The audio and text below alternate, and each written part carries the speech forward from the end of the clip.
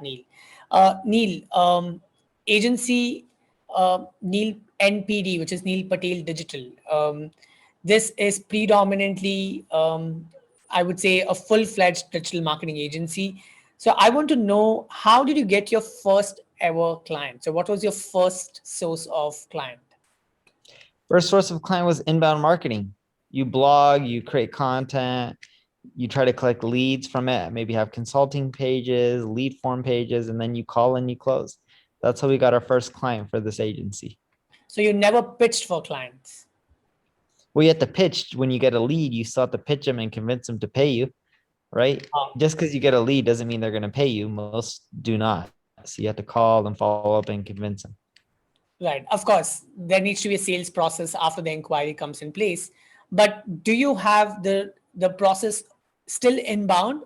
What is the percentage of you doing inbound versus the percentage you're doing outbound?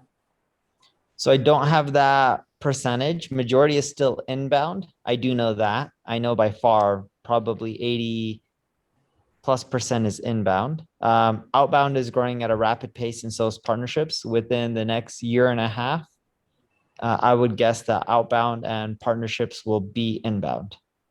We'll do more revenue through outbound. Wow, that's brilliant. So I think that's because you also, I mean, inbound restricts the quality of leads, is what I understand at a certain extent, and outbound defines the rapid expansion. Is that the part of rapid expansion now? Repeat again. The question is, inbound restricts the quality of leads, and outbound helps you in doing rapid expansion with the kind of goals that you may want to have. That's why the focus inbound, you only grow so much through inbound. Right. And when you go inbound, you get companies of all sizes. When you do outbound, you can pick your targets. It's harder to close them, but outbound is more scalable. Fantastic. So I think that's a good takeaway for a lot of people who are largely dependent on the inquiries to come to them. You also got to learn that to scale, in order to reach out to your target, in order to win big, you got to do your outbound. And that's some interesting insight there, Neil. What are the sources of your client inquiries, Neil? I'm sure your blog is one of the biggest sources. So I know that that's where the major lead comes from. And YouTube has become your second largest source. But what else do you think brings you major customer base? See, a lot of people who are right now listening to us are digital marketers or freelancers or prospective digital marketers. And one of the common concerns that I always get is, how do I get good clients? So if we could learn from you, how did you bag, or how do you get, what are your sources of clients? It would help a lot of us. So you're pretty much saying, what are the sources? Like, how am I getting clients, correct? Right. Yes. It's inbound, partnerships, and outbound. Those are the three main sources. Out of all of them, I would say outbound is our favorite. Partnerships is also a leading favorite. Inbound is the least favorite because it's the hardest to scale. Right. So now that we have discussed outbound, we have discussed inbound, I want to know a little about your partnerships. When you say partnerships, what kind of partnerships have you are talking about here? So we'll partner with other agencies. Let's say if it's a development shop and they're working on redoing someone's design or development, they may refer us a lead from that. That's an example. So let's say someone's an e-commerce development shop, they may refer us an e-commerce client. Wow, cool. Now, who was your first biggest client and how did you win that client?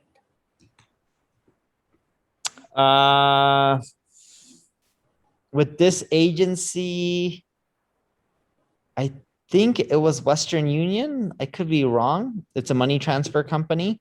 And we won it because we got referred by an employee who was working there, who, funny enough, is a friend. And he's just like, I know this agency, you should check out Neil.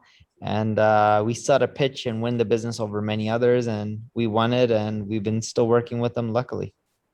Okay, so when you made that pitch, was that pitch extremely customized for that particular client? And did you work hard with respect to the creatives inside that pitch, or was it a regular pitch?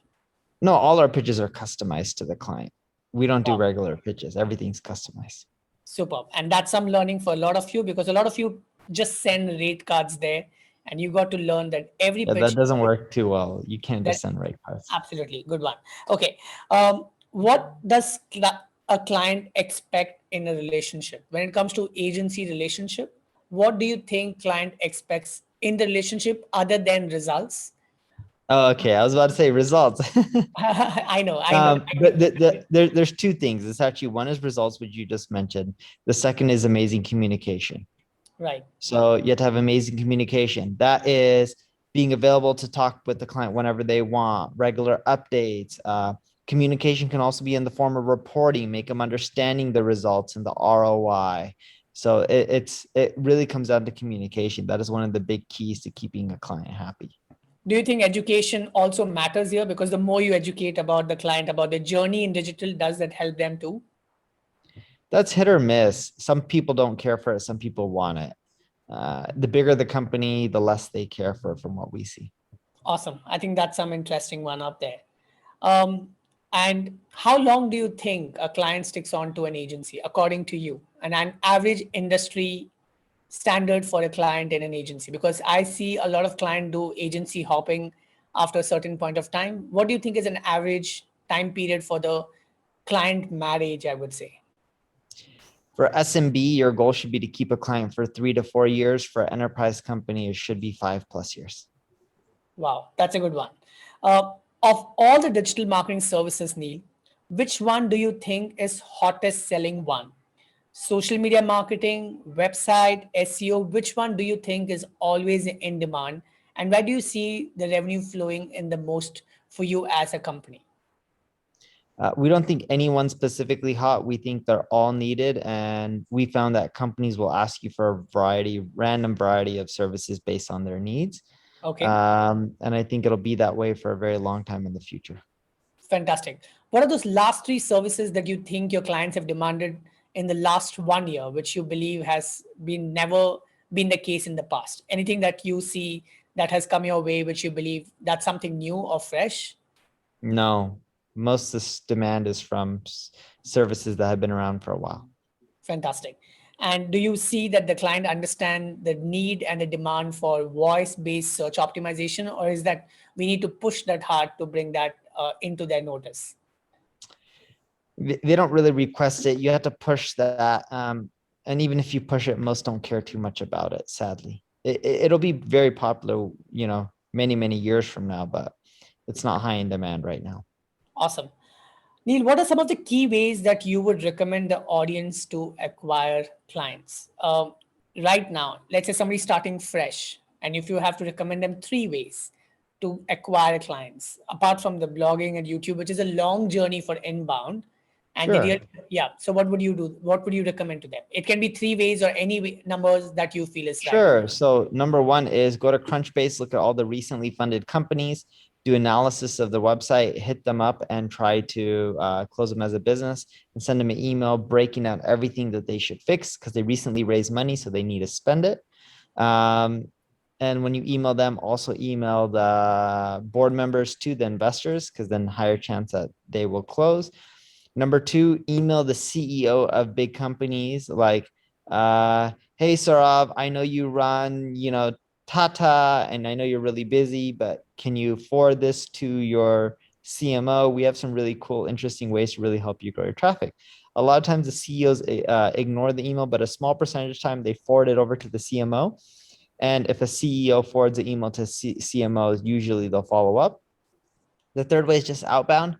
Create a list of companies you want to work with and go send them a detailed analysis of what's wrong and try to get them on the phone. You'll have to send out hundreds and hundreds of emails to close a client, but it's worth it. Awesome. I really love those insights. First is Crunchbase, where people, the funded companies gets listed, reach out to them, write to the CEO, so the CEO forwards it to the CMO, ask them to connect CMO, the marketing heads. And the third one is list down the companies and find out mistakes in their work and tell them about it. So they notice you. And I think that's really interesting stuff right there because a lot of people don't take these efforts. They believe that just by running advertisements on Google, they may get the right inquiry. Yeah. But this is the way. I think this is really intense stuff because sometimes you just want to work with those top 10 companies or top 20 companies. It's equivalent to working with 300 small clients. And that's some really interesting recommendation there. Um, so some Really interesting question. I'm not sure if you would like to answer this. How do you bill your clients? If you could give me an example. A lot of people just do not know how to bill their clients right. So what is your method of billing them? So if you could just give us an overview or an insight of how does billing work at Neil Patel Digital? Sure. So everything is custom scoped. We look to figure out what do we need to do, how many hours is it going to take, what is our cost. Then you have a markup, and then you try to negotiate an annual contract with them, and then you bill them monthly. And hopefully they pay and everything goes well. But that's typically our process. Awesome. That's a good one. So when you say monthly billing, that means you do a retainer, right? Is that right? Correct. Annual contract, you're paying them on a monthly basis. And the goal is to just help them out. But you typically are going to mark up your hours, right? You figure out what your cost is and then you mark it up by a certain percentage. Okay. And you don't want to go too crazy. The goal is not to overcharge or have the highest margins. The goal is to be reasonably priced, provide amazing service. Don't make the most money in year one, but hopefully you make it over year 2, 3, 4, 5 by just providing good services. Okay. So now you said that you charge them the first. I have a question now. So you charge them a retainer fee. Do you also mark up a fee on the advertising budgets that they spend? We don't mark up. We charge them a percentage of spend, and we're Percentage of, transparent. So we let them know they tell us what they want to spend, and we'll tell them the management fee. The more they each spend, the cheaper it is percentage wise. and what's the minimum that you charge? It varies for SMB, it varies for enterprise, it varies per country, right? Our rates in India, of course, are more affordable than the United States, but it varies a lot. Awesome. Um, so I think you've said some of the platforms from where people can source clients, but these are cold pitching and finding out an opportunity in terms of people who have just got funded. But if you have to choose platforms where you believe that somebody can get freelancing work, which one would you, which is what one platform that you would recommend, that one or two platforms? Upwork is really good. Fiverr's another one. I think there's another one called freelancer.com, although we don't use that one, but you can find people on Upwork all day long. It's a great place to go get business as a freelancer. Awesome. That's a good one. Is UberSuggest client of Neil Patel Digital? That's a question. No, No. Okay. So who does the, so it has a separate team or it is a part of your agency? part of the agency, but separate team. Okay. Will you ever quit your agency if UberSuggest does well? No, UberSuggest is doing well and we still love the agency. So why not do both? Fantastic. It's one Now, company. We don't look at it as separate. fantastic. Of course, it's part and parcel of it. So now in your agency, what's your structure like? So when you're forming an agency, let's say you have an office in India now and you have offices in different countries. How does the structure of the company work? So what are some of the most important pillars inside the company that you hire and that you believe is very important and a must have inside of an agency? You have your leader, president, CEO, managing director, whatever you want to call them. And you have head of client services, you have head of sales, you have someone who's heading up services like earned media, like a VP of earned media. And that's typically where we start. And you just need really good people in each of those divisions and running it. Without good people, you're not going to grow that fast. Right. Without good people, you cannot grow fast. So what are some of the key qualities that you look in? I asked you this question before earlier too, since there are many people who are looking for jobs here. What are some of the key quality that you look in a person when you hire them? Skill, hard workers, go-getters, where they just are self-sufficient and they can figure out things on their own. Those are some of the skills we look for. Creativity is another one. We love people who are creative and think outside the box. Awesome. That's a good one. Okay, Neil, an interesting question for you. What are some of the biggest mistakes digital marketers do when it comes to acquiring more clients for themselves? They don't focus on their existing clients. The bigger agencies make around 60, 70% of their money from retaining existing clients and upselling them. So focus on retention and keeping your existing customers happy. Another thing that they do wrong is they try to get clients in quantity instead of focusing on the right clients. Accepting the wrong clients really hurts the morale of the company and causes more churn and slower growth. But those are the two big mistakes that we really see. Awesome. So I'll go back to the point number one where you've said that a lot of people do not upsell to their existing clients and go chase the new ones, which is a very interesting fact because the more and more you get, the more people you hire, and then you tend to forget your old clients, which is typical agency scenario. But can you just share an example of an upsell, if you're okay with that, that you had done to a client of yours who had just come for one service, and how did you introduce another service to them? If there's any user case scenario like that, which would be a learning for all of us right now. Sure. So we have quite a few customers that just pay us for SEO and not pay-per-click management or paid advertising.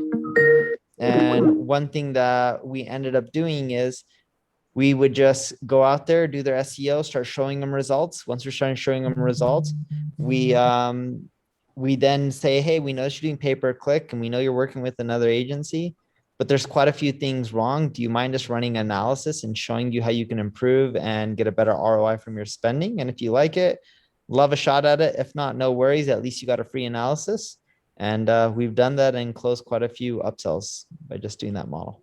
That's a good one, actually. Finding out, giving a solution instead of selling. I think that's a great point there. And A but lot you of also have to prove results first before you try to upsell everything, because right. then you already built trust that you can show that, hey, we're a competent agency and we can produce results for you. Right. I think that's a good learning for me as an agency owner because a lot of time we expect them to make an inquiry and we just do not really introduce our services to them, or we do not find a reason to educate them, or we do not really do an analysis to keep bombarding them with those emails that makes them actually try other services too. So that's some good takeaway. Instead of going and chasing another new set of clients, start upselling your existing clients. Should someone start their agency around their personal brand or a company name? Because I know your agency is around your personal brand. What would you say based out of your experience? There's no right or wrong way. You can do either one. It really is up to you. I've seen agencies start not using a personal name and some use them, like Ogilvy, and they both can work. There's no right or wrong solution. Have you ever faced a situation where people have said, Neil, I need Neil Patel in the meeting? Not really. Good. If you were in India, you would have to attend all the meetings up there. Just kidding. Okay. Let's move on to the next one. What kind of clients should you sign, and what kind of clients you should avoid as per your experience? Well, if you're starting off, you should pick your niche. Is your niche e-commerce, B2B, SaaS, whatever it may be? Pick a niche and focus on clients just in that vertical and then go from there. If you, and that's what you should focus on. What you should avoid are clients that you think are a bad fit, ones you can't produce results for, ones that you'll lose money on and you won't make any profit, right? So, especially at the beginning, of course, you're going to be less picky. But the big thing over anything is make sure you can provide results and ideally stick to vertical if you're starting off. Right. Have you ever come across a bad client in your digital marketing agency journey, and how would you define them? We have come across bad clients. We've had a client or two be mean to the staff, some of my team members, and we just refund the money and part ways. That makes sense. You said it's very important for someone to define their niche when they are starting their digital marketing agency, but a lot of people struggle with that because they try to take whatever comes their way. How important are you stressing on this point, and how do you like how much do you stress on this point that yes, please stick on to your niche, and how does one agency defines the niche according to you? This is the first question, and the second one related to that is what was Neil Patel Digital's niche when they began?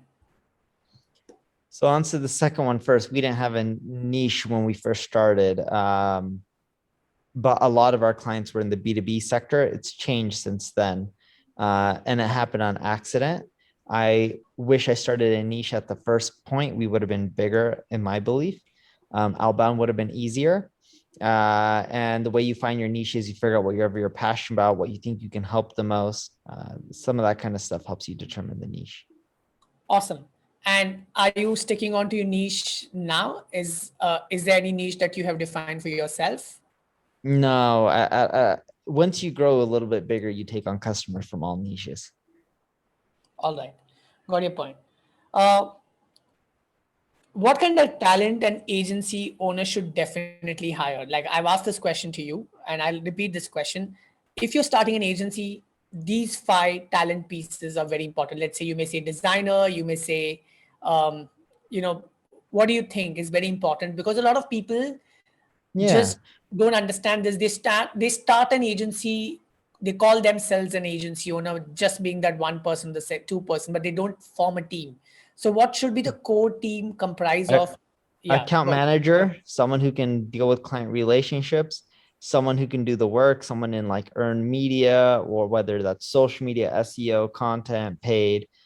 Then you're going to have someone in analytics who can help with reporting and data, someone in sales, and maybe someone in operations. Maybe I'm missing someone, but I think those are probably some of the key core components.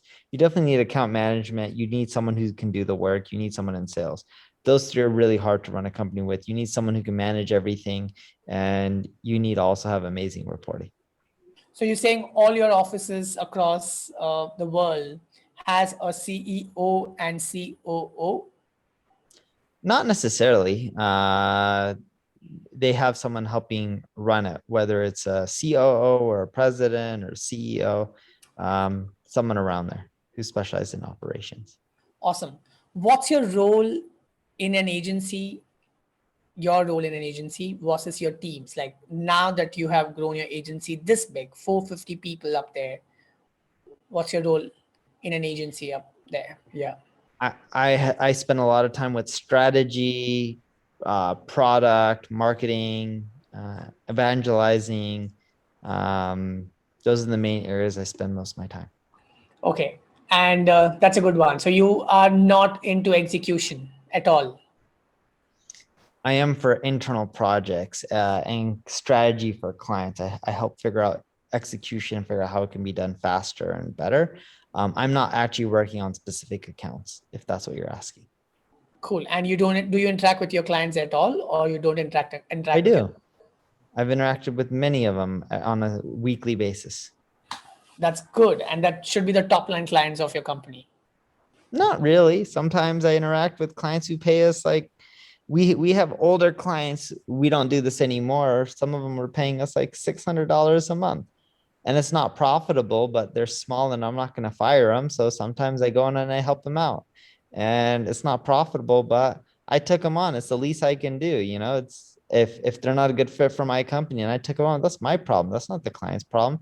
I should still try to do best by them. And I also work on, of course, bigger accounts as well. And I talk with quite a few companies that are larger, but I talk with companies of all sizes, making sure they're happy and we're doing what's best for them. Right, amazing. Neil, UberSuggest have come long way with 300,000 Chrome extension downloads. So first of all, congratulations for that. All Thank of them you. just go in the chat and congratulate Neil for that achievement of his, which is one of his dream projects up there. Where do you see UberSuggest going, Neil, and what's the next big thing that's coming on UberSuggest? So the next big thing is automation. We'll be releasing SEO automation Q1 of next year at the latest. Awesome. So that's a good one, actually. That's most needed stuff right there. And do you believe that every agency should have a product of their own? Uh, every agency should. You don't really need a product of your own. What every agency needs to really do is do outbound sales to go get more customers, Awesome. which I most will. agencies don't want to do because it takes a lot of work, but it works. I think I will take that advice quite seriously up here, and we have definitely taken that quite a serious like we have really taken that seriously in last 1 year, and we could see massive difference here. So Neil, I come towards the end of my interview, and I have other students who would like to ask you questions. But before I allow them to ask you questions and Rishi takes it over, I would like to say these golden words which we always say. I'll tell this, and you got to repeat that with me. It is, we are digital scholars and we are awesome. We are digital scholars and we are awesome. Thank you. You won't believe I'm going to take this particular bite and I'm going to use in my advertisement, just letting you right now. Okay. Over to you, Rishi, right there. Yeah. Awesome. That was amazing. Thank you so much, Sorav.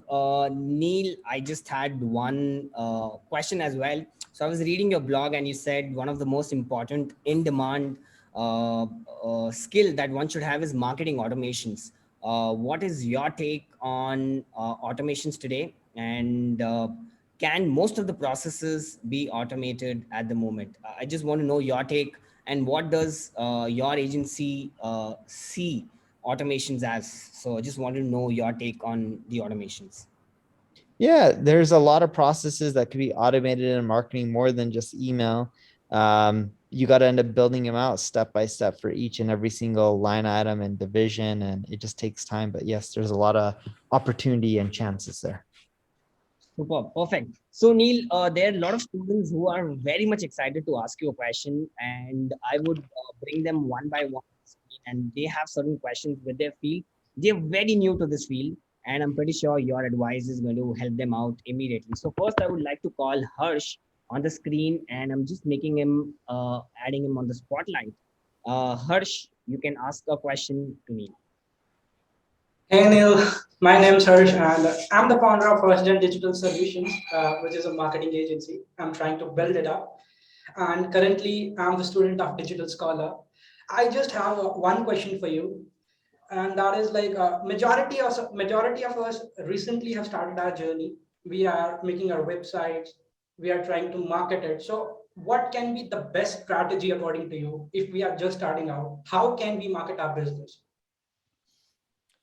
If you're just starting out, do the inbound marketing, create the content, create the YouTube videos, but all that takes a long time.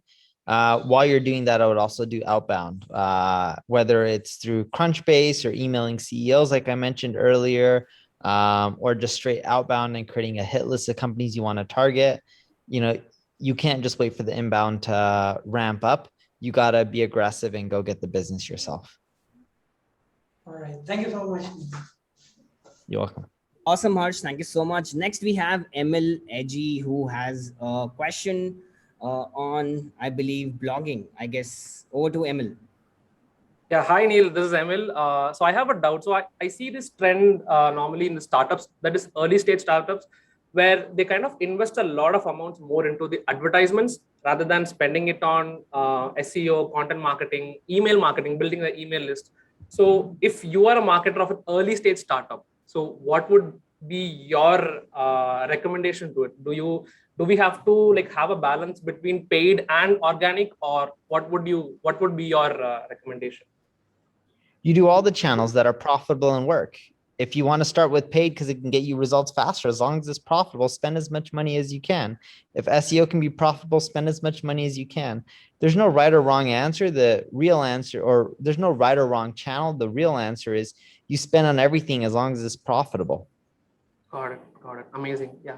Thank you, Neil.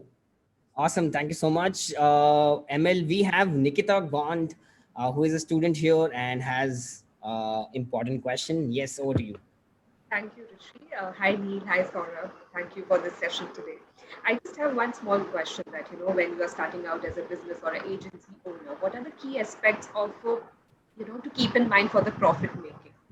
Like if you could, share certain lights to that. So can you repeat the question? What is the key aspects?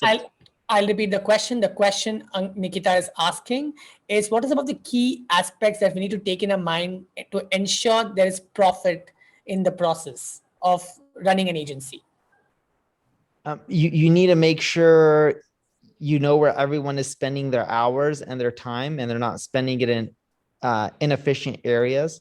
Like if everyone's stuck in meetings for half the day, every single day, then that's half the day where very little work is actually getting done.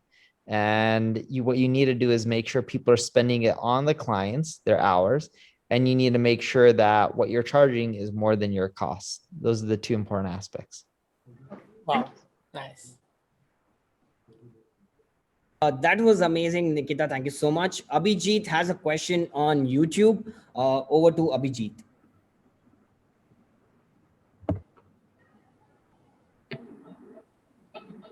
Hello, my name is Abhijit and I'm in batch 3. I have a question, it's on YouTube.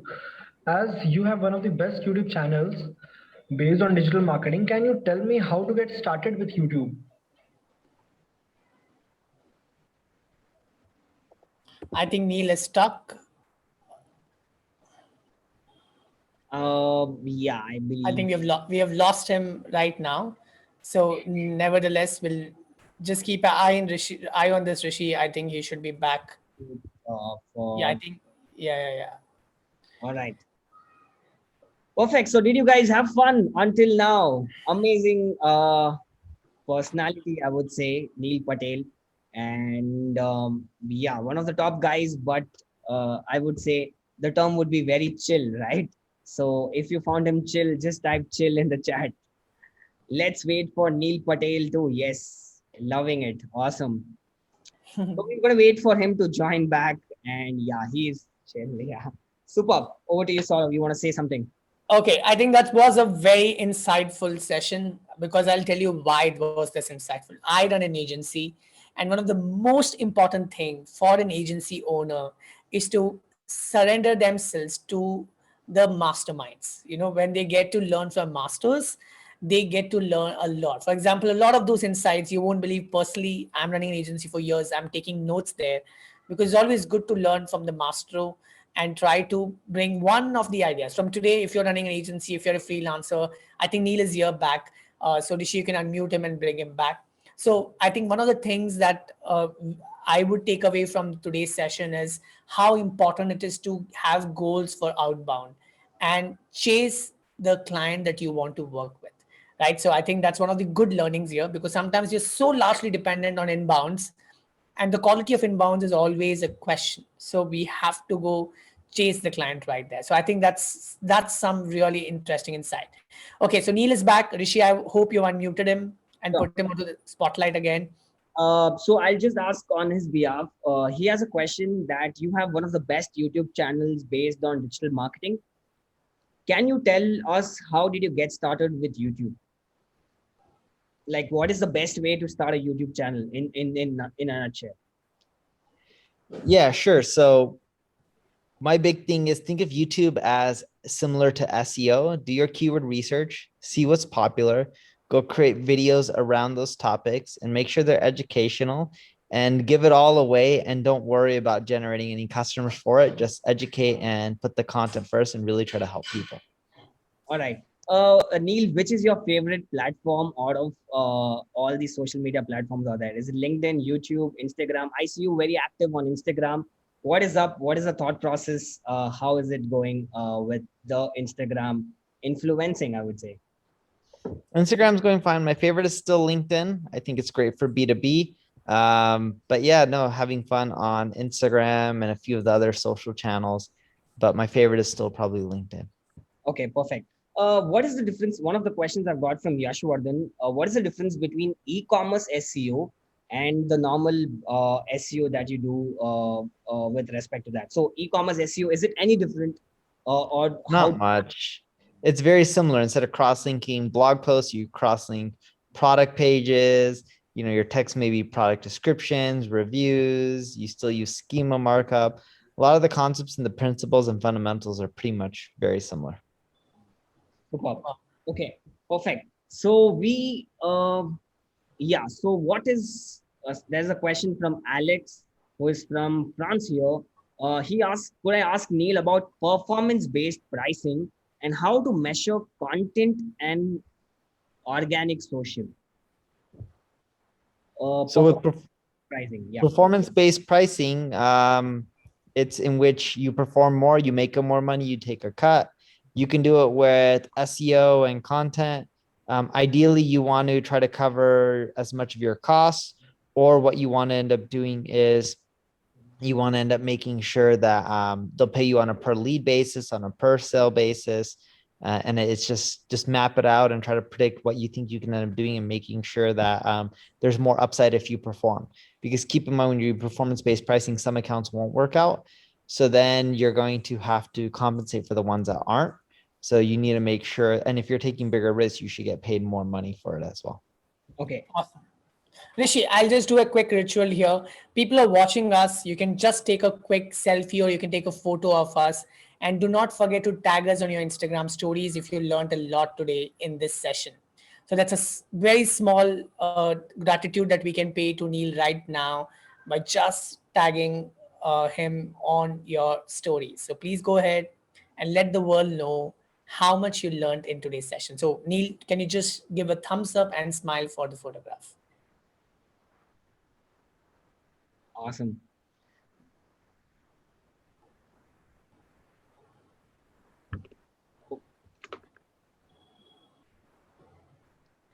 Perfect, guys. Perfect. Thank you, Neil. Over to you, Rishi. Yes. So just final two questions that we're going to take up here. And just a second, I lost that question in the chat. Okay, what is the future of affiliate marketing? Very generic question, and a lot of youngsters are pretty much attracted towards affiliate marketing. How easy it is, or what is the future of affiliate marketing? Do you suggest beginners to step into this field? Yeah, beginners should definitely step into the field if they're interested. The future of affiliate marketing is going to be very similar. You get paid to generate sales, very similar to what it is now. And I think what will just happen is over time, you'll see more and more, people stepping in the space, more competition, just because you can make great passive income, especially if you're in India. If you're the affiliate marketer for US campaigns, you get paid in USD, you're living on rupees. There's a lot of money to be made right there. Perfect. That's an amazing advice to all the beginners here, that affiliate marketing has a huge scope, especially if you're from India. A lot of money to be made there in USD. Okay. Neil, one more question from the chat here we have from one of the students. There are a lot of AI tools right now which is working on the GPT-3, right? They're producing those content. Version out AI, yeah, there's a lot of them. Lot of tools. Do you think using that, now it's plagiarism free, right? Do you think using that would impact SEO in any way, or do you feel it's going to really challenge, or Google has not figured that out yet? Well, the issue with these AI tools for the content is the quality isn't there yet. It's not amazing. So until then I don't think people really have to worry too much. More so what you're going to see is people are going to use these tools, and then they're going to have to edit and rewrite and modify to make the content amazing. Right. Okay. So these are just add-ons. It can help you to make content faster, but it has to have the human touch there. Okay. Final question. What inspires? Yes. Sorry about that. Yeah, no, at the moment, yes. Maybe in the future that'll change, but at the moment, still needs a human touch. Okay. What inspires Neil to put free videos on YouTube, and how much time do you invest in creating videos, the free content out there on a daily basis or a weekly basis? I probably spend 10 hours a month creating the videos, and I do it because I love it. That's my inspiration. I just enjoy what I'm doing. Don't really look at the revenue or anything, or don't really care for the branding. I just enjoy doing it and helping people. Wow, that's an amazing. I think this is the biggest takeaway, is just enjoy doing what you love and don't worry about the results, because I believe a lot of people just look at measures saying subscribers, likes, comments and stuff, but you should enjoy doing what you like here. Perfect. Over to you, Sorav. I think we are exhausted with the questions from our scholars here. So over to you on the final thank you note. Perfect. Thank you so much, Rishi, for doing an amazing job of inviting students and taking up questions from the chat. Neil, I would like to just pay gratitude again to you for doing this.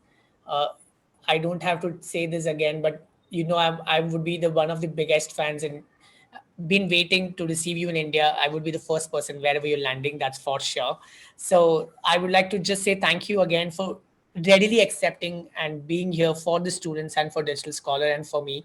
It means a lot, and love you. That's the word that I would say here right now. Looking forward to see how you can mentor digital scholars and work with us very closely. This is one of the things that I'll always keep pinging you with. So that's something that I'm definitely pinging you again very soon with. So looking forward to see how I can have you as a part of Digital Scholar as a mentor. So thank you on behalf of Digital Scholars and on behalf of Rishi. So just want to say a goodbye from bottom of my heart today, and we're gonna have you again soon. So all of you Awesome. right there, if you guys enjoyed the session, Throw up the chat. Let's type NP in the chat and yeah, let's throw up the chat right there. just bombard the chat with NP and tag him in the stories. Just spam him today on Instagram, okay? Just do that small bit. Awesome. Thank you, everyone. Really appreciate you guys having me. Thank you, Take Neil. care. Thank you. Love you. Take care. Bye.